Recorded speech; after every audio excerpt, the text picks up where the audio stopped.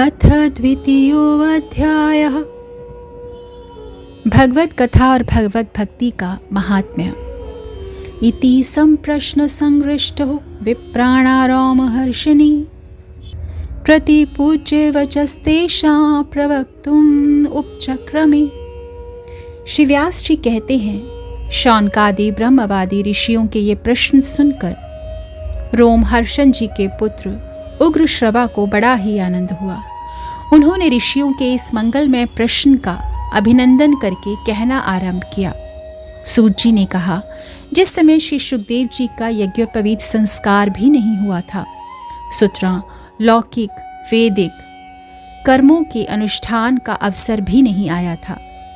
उन्हें अकेले ही संन्यास लेने के उद्देश्य से जाते देखकर उनके पिता व्यास जी विरह से कातर होकर पुकारने लगे। उस समय तन्मय होने के कारण श्री सुखदेव जी की ओर से वृक्षों ने उत्तर दिया। ऐसे सबके हृदय में विराजमान श्री सुखदेव मुनि को मैं नमस्कार करता हूँ। यह श्रीमद् भागवत अत्यंत गोपनीय रहस्यात्मक पुराण है। यह भगवत स्वरूप का अनुभव कराने वाला और समस्त वेदों का सार है। संसार में फंसे हुए जो लोग इस घोर अज्ञान अंधकार से पार पाना चाहते हैं, उनके लिए आध्यात्मिक तत्वों को प्रकाशित करने वाला यह एक अद्वितीय दीपक है। वास्तव में उन्हीं पर करुणा करके बड़े बड़े मुनियों के आचार्य श्री सुखदेव जी ने इसका वर्णन किया है। मैं उनकी शरण ग्रहण करता हूँ। मनुष्य में सर्वश्रेष्ठ भगवान के अवतार नर नारायण ऋषियों को, सरस्वती देवी को और श्री व्यासदेव जी को नमस्कार करके तब संसार और अंतःकरण के समस्त विकारों पर विजय प्राप्त कराने वाले इस श्रीमद् भागवत महापुराण का पाठ करना चाहिए। ऋषियों, आपने संपूर्ण विश्व के कल्याण के लिए यह बहुत सुंदर प्रश्न किया है, क्योंकि यह प्रश्न श्री कृष्ण के संबंध में है और इससे भली भांति आत्मशुद्धि हो जाती है। मनुष्यों के लिए सर्वश्रेष्ठ धर्म वही है जिससे भगवान श्री कृष्ण में भक्ति हो, भक्ति भी ऐसी जिसमें किसी प्रकार की कामना ना हो और जो नित्य निरंतर बनी रहे। ऐसी भक्ति से हृदय आनंद स्वरूप परमात्मा की उपलब्धि करके कृतकृत्य हो जाता है। भगवान श्री कृष्ण में भक्ति होते ही, अनन्य प्रेम से उनमें चित्त जोड़ते ही निष्काम ज्ञान और वैराग्य का आविर्भाव हो जाता है। धर्म का ठीक ठीक अनुष्ठान करने पर भी यदि मनुष्य के हृदय में भगवान की लीला कथाओं के प्रति अनुराग का उदय ना हो, तो वह निराश्रम ही श्रम है। धर्म का फल है मोक्ष। उसकी सार्थकता अर्थ प्राप्ति में नहीं है। अर्थ केवल धर्म के लिए है। भोग विलास उसका फल नहीं माना गया है। भोग विलास का फल इंद्रियों को तृप्त करना नहीं है। उसका प्रयोजन केवल है जीवन निर्वाह। जीवन का फल भी तत्व जिज्ञासा है। बहुत कर्म करके स्वर्ग आदि प्राप्त करना उसका फल नहीं है। तत्ववेत्ता लोग ज्ञाता और ज्ञेय के भेद से रहित अखंड अद्वितीय सच्चिदानंद स्वरूप ज्ञान को ही तत्व मानते हैं। उसी को कोई ब्रह्म, कोई परमात्मा और कोई भगवान के नाम से पुकारते हैं। श्रद्धालु मुनिजन भागवत श्रवण से प्राप्त ज्ञान वैराग्य युक्त भक्ति से अपने हृदय में उस परम तत्व रूप परमात्मा का अनुभव करते हैं। शौनकादि ऋषियों, यही कारण है कि अपने अपने वर्ण तथा आश्रम के अनुसार मनुष्य जो धर्म का अनुष्ठान करते हैं, उसकी पूर्ण सिद्धि इसी में है कि भगवान प्रसन्न हो। इसलिए एकाग्र मन से भक्त वत्सल भगवान का ही नित्य निरंतर श्रवण कीर्तन ध्यान और आराधन करना चाहिए। कर्मों की गांठ बड़ी कड़ी है। विचारवान पुरुष भगवान के चिंतन की तलवार से उस गांठ को काट डालते हैं। तब भला ऐसा कौन मनुष्य होगा जो भगवान की लीला कथाओं में प्रेम ना करे।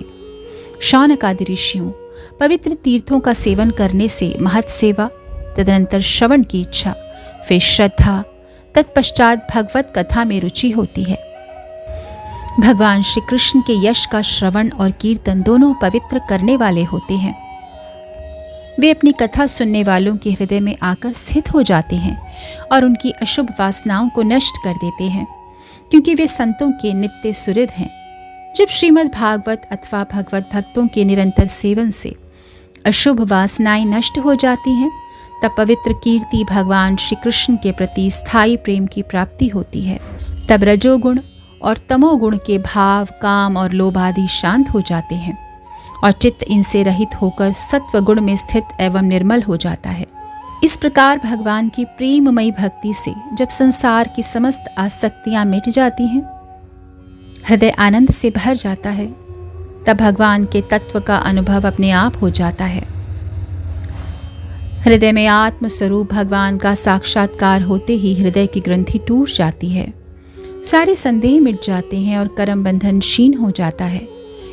इसी से बुद्धिमान लोग नित्य निरंतर बड़े आनंद से भगवान श्री कृष्ण के प्रति प्रेम भक्ति करते हैं, जिससे आत्म प्रसाद की प्राप्ति होती है। प्रकृति के 3 गुण हैं, सत्व, रज और तम। इनको स्वीकार करके इस संसार की स्थिति, उत्पत्ति और प्रलय के लिए एक अद्वितीय परमात्मा ही विष्णु, ब्रह्मा और रुद्र के 3 नाम ग्रहण करते हैं। फिर भी मनुष्यों का परम कल्याण तो सत्व गुण स्वीकार करने वाले श्री हरि से ही होता है। जैसे पृथ्वी के विकार, लकड़ी की अपेक्षा धुआं श्रेष्ठ है और उससे भी श्रेष्ठ है अग्नि, क्योंकि वेदोक्त यज्ञ यागादि के द्वारा अग्नि सद्गति देने वाला है। वैसे ही तमोगुण से रजोगुण श्रेष्ठ है और रजोगुण से भी सत्वगुण श्रेष्ठ है, क्योंकि वह भगवान का दर्शन कराने वाला है। प्राचीन युग में महात्मा लोग अपने कल्याण के लिए विशुद्ध सत्यमय भगवान विष्णु की ही आराधना किया करते थे। अब भी जो लोग उनका अनुसरण करते हैं वे उन्हीं के समान कल्याण भाजन होते हैं। जो लोग इस संसार सागर से पार जाना चाहते हैं वे यद्यपि किसी की निंदा तो नहीं करते, ना किसी में दोष ही देखते हैं, फिर भी घोर रूप वाले तमोगुणी, रजोगुणी, भैरवादी भूतपतियों की उपासना ना करके सत्वगुणी विष्णु भगवान और उनके अंश कला स्वरूपों का ही भजन करते हैं। परंतु जिसका स्वभाव रजोगुणी अथवा तमोगुणी है, वे धन, ऐश्वर्य और संतान की कामना से भूत, पितर और प्रजापतियों की उपासना करते हैं, क्योंकि उन लोगों का स्वभाव उन भूत आदि से मिलता जुलता होता है। वेदों का तात्पर्य श्री कृष्ण में ही है, यज्ञों के उद्देश्य श्री कृष्ण ही हैं, योग श्री कृष्ण के लिए ही किए जाते हैं और समस्त कर्मों की परिसमाप्ति भी श्री कृष्ण में ही है। ज्ञान से ब्रह्म स्वरूप श्री कृष्ण की ही प्राप्ति होती है। तपस्या श्री कृष्ण की प्रसन्नता के लिए ही की जाती है। श्री कृष्ण के लिए ही धर्मों का अनुष्ठान होता है और सब गतियां श्री कृष्ण में ही समा जाती हैं। यद्यपि भगवान श्री कृष्ण प्रकृति और उसके गुणों से अतीत हैं, फिर भी अपनी गुणमयी माया से, जो प्रपंच की दृष्टि से है और तत्व की दृष्टि से नहीं है, उन्होंने ही सर्ग के आदि में संसार की रचना की थी। ये सत्व, रज और तम तीनों गुण उसी माया के विलास हैं। इनके भीतर रहकर भगवान इनसे युक्त सरीखे मालूम पड़ते हैं। वास्तव में तो वे परिपूर्ण विज्ञान आनंद घन हैं।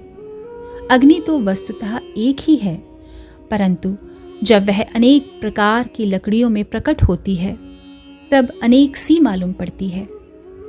वैसे ही सबके आत्मरूप भगवान तो एक ही हैं, परंतु प्राणियों की अनेकता से अनेक जैसे जान पड़ते हैं। भगवान ही सूक्ष्म भूत, तन्मात्रा, इंद्रिय तथा अंतःकरण आदि गुणों के विकारभूत भावों के द्वारा नाना प्रकार की योनियों का निर्माण करते हैं और उनमें भिन्न भिन्न जीवों के रूप में प्रवेश करके उन योनियों के अनुरूप विषयों का उपभोग करते और कराते हैं। वे ही संपूर्ण लोकों की रचना करते हैं और देवता, पशु, पक्षी, मनुष्य आदि योनियों में लीलावतार ग्रहण करके सत्वगुण के द्वारा जीवों का पालन पोषण करते हैं। इति श्रीमद्भागवते महापुराणे पारमहंस्यां संहितायां प्रथम स्कंधे नैमिषीयोपाख्याने द्वितीयोऽध्यायः। हरे कृष्ण कृष्ण कृष्ण हरे हरे, हरे राम राम राम हरे हरे। दूसरा अध्याय समाप्त। हरे कृष्ण।